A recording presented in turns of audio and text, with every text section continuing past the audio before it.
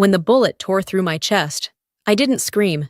I'd learned long ago that silence was safer, but when I heard my stepfather's voice through the radio, steady, almost gentle, say, "You never learned how to follow orders. Augusta Fairchild." Something inside me shattered. He hadn't just tried to kill me that night. He'd been aiming for my obedience my whole life, and for the first time, I decided not to obey. The forest was nothing but fog and headlights. My tires hissed over wet asphalt, the smell of pine thick in the air. Static flickered through the radio, soft, persistent, until it drowned out everything else. I turned the volume down, craving silence, when my phone buzzed on the seat beside me. Evan Marks.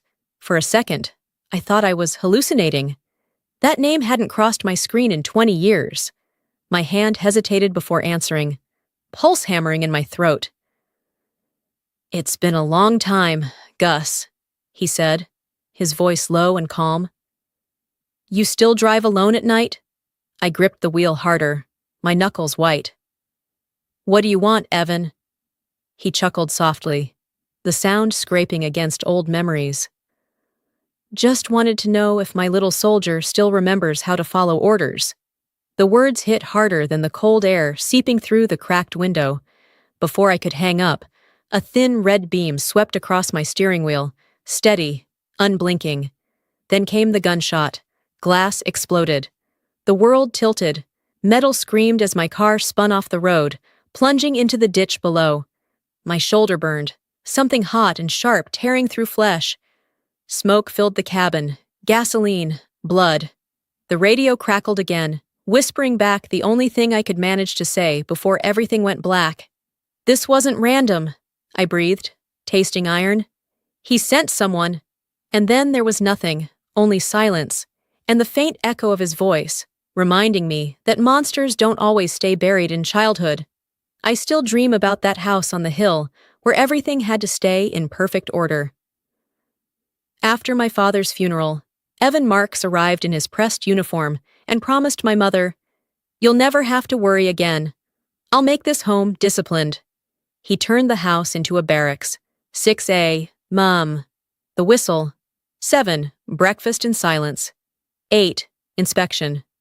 Once, I left a book on the table. He slammed it shut so hard the plates rattled. "Orders first, learning later," my mother whispered. "He means well, Gus." But her hands were shaking. When I asked about my father, Evan said flatly, "There's no room for ghosts in my command." From then on, I learned not to ask.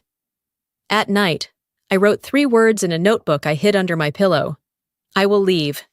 Years later, I learned he used my father's insurance money to start Mark's Tactical Solutions, calling it a tribute. One night, he made me stand at attention before my father's photo, then threw it to the floor. "A soldier doesn't mourn, she obeys." Blood ran from my nose. He smiled. That was the day fear learned my name. I wrote my mother every month after I left, but no letter ever came back. I thought she was angry.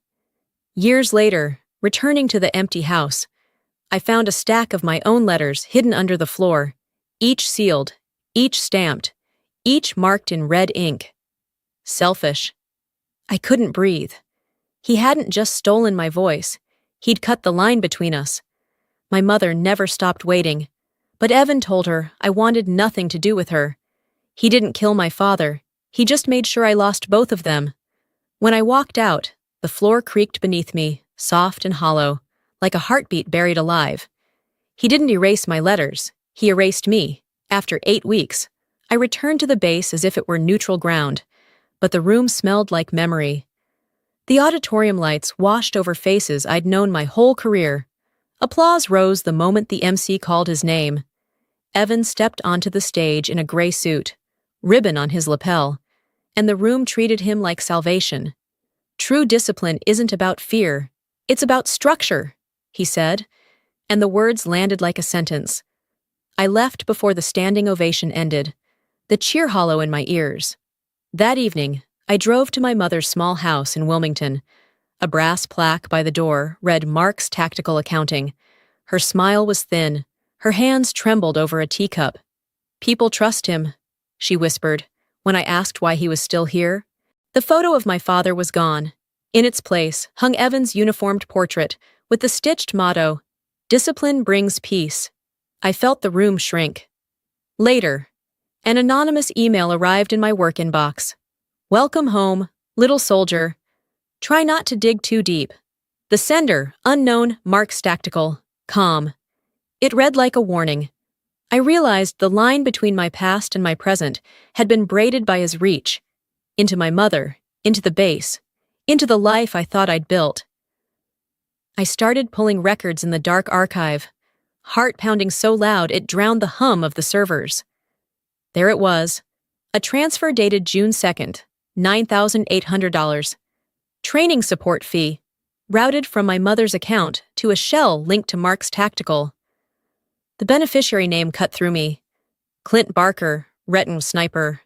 The date matched the week before I was shot. My mother's eyes filled with the old, practiced fear when I showed her the printout. "He said it was for equipment," she murmured. "Please don't make him angry."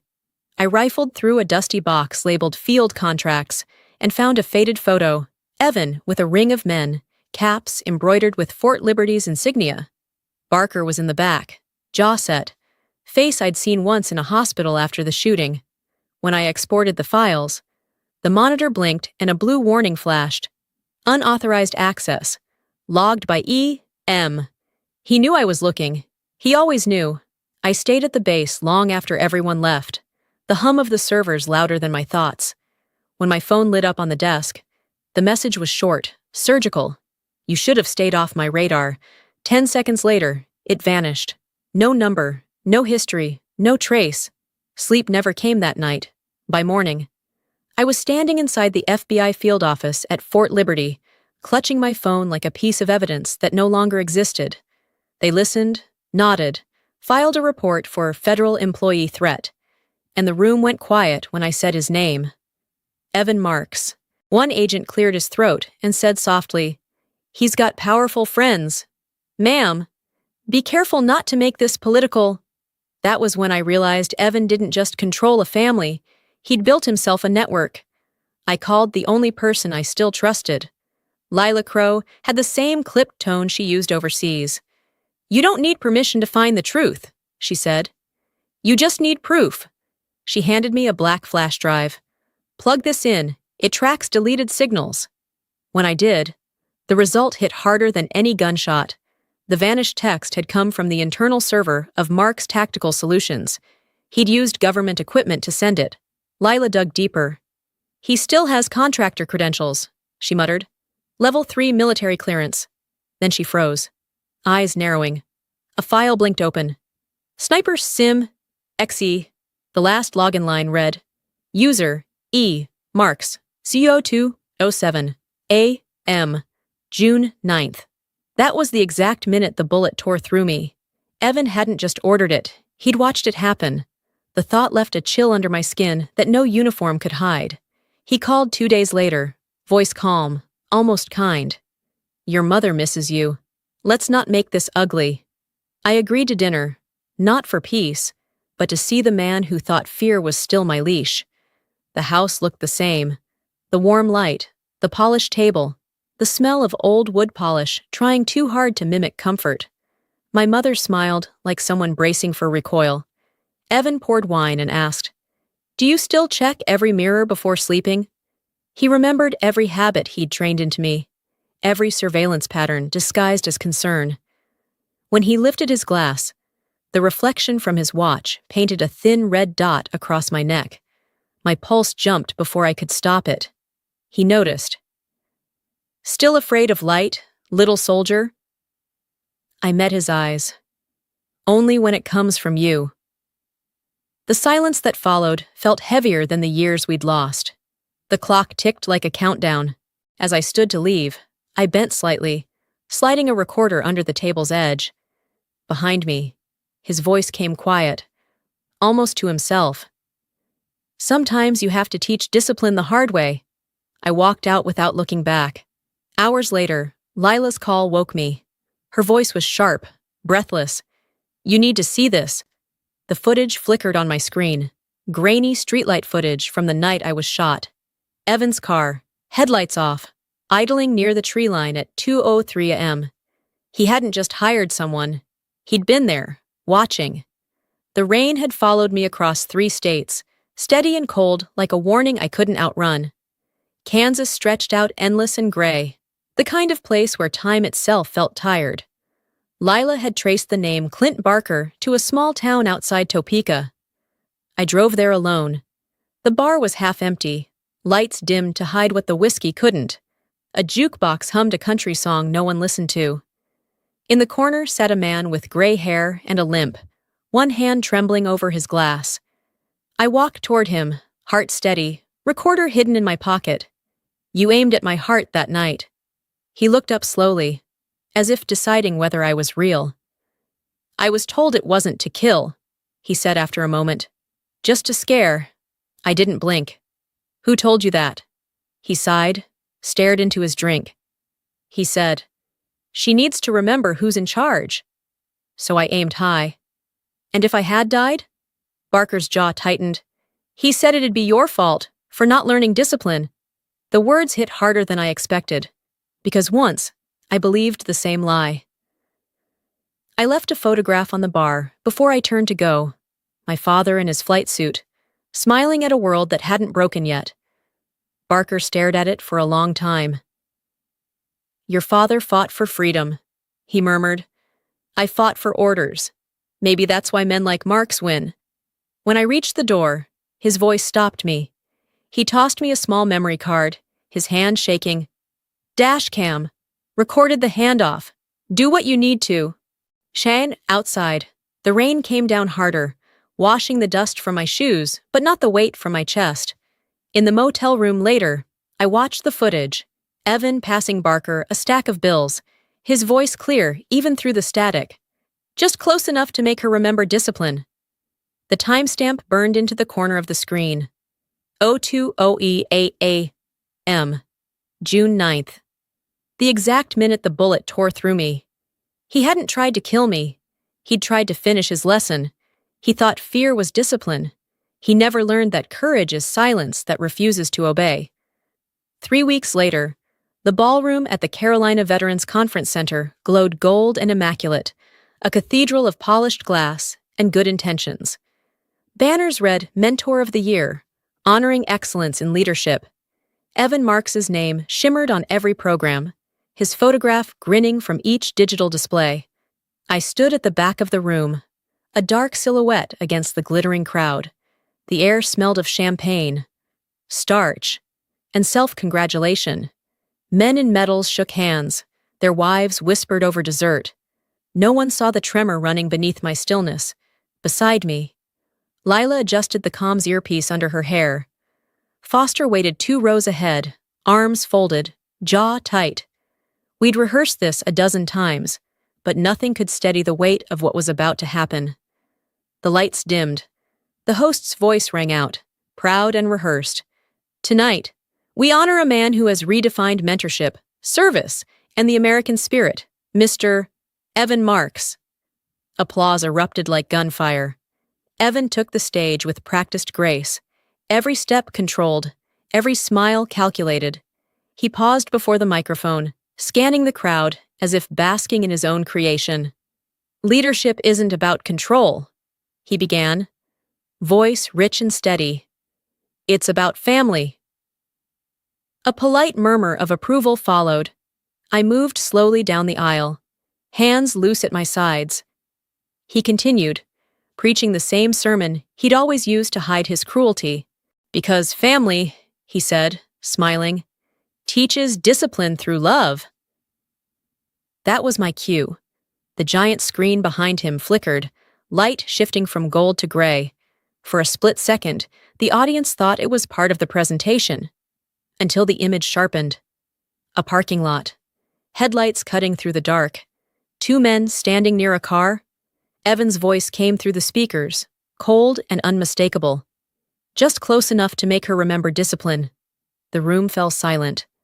The applause died mid-motion. Evan turned, his expression cracking as the footage played again. The envelope of cash visible in his hand, the date stamp glowing in the corner. June 9th, 0201 a.m. Every camera in the hall was pointed at him now. Foster stood, his badge glinting under the lights. 2 federal agents moved through the crowd, quiet but deliberate. Evan spun back toward the microphone, voice breaking. "She's lying! This is fake! She's unstable!" I stepped forward. The click of my heels the only sound in the room. I stopped beside the stage and looked straight into the lens of the main broadcast camera. "Family doesn't hire a sniper," I said, voice calm, steady. "They hide behind medals and call it love." He lunged toward the mic, but Foster's hand was already on his shoulder.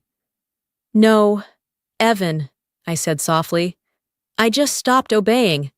He struggled, shouting something about loyalty, about betrayal, about how I owed him everything. But no one was listening. The applause that followed wasn't for him. It was for the truth. As the agents cuffed him, a red strobe from the police lights outside washed through the windows, cutting across his wrists. For a second, it looked like the laser sight that had once marked my chest. Only now, it illuminated his. He tried to twist away from it, but there was nowhere left to hide. From the stage wings, I saw Lila glance at her laptop. Evan had tried to trigger a remote deletion, but she smiled, whispering into the comms. All 3 backups confirmed. Broadcast servers, Pentagon archives, national press. The truth was everywhere. He couldn't erase it anymore. Outside, the rain began, tapping softly against the glass. Cameras flashed as Evan was led through the doors. He didn't look back. Not at me. Not at the crowd that had once adored him. The sound of his shoes echoed off marble like the last beat of a failing heart. When he was gone, I turned back to the stage. The LED screen went black, except for one faint reflection. Mine. For the first time in years, I didn't flinch at the light. "He taught me fear," I said under my breath, barely a whisper. "I taught him consequence." Foster approached quietly, offering a nod that carried more weight than words. Around us, the audience began to rise, not clapping, not cheering, just standing in a silence heavy with recognition. Discipline isn't love, it's a weapon in the wrong hands. And tonight, for once, that weapon was no longer his. The lights dimmed again, and in the dark, I felt something I hadn't in decades. Not victory, not revenge, but release.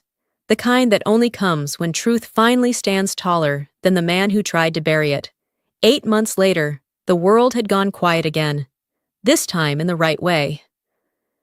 I handed in my resignation, folded the uniform that once defined me, and left the base without ceremony.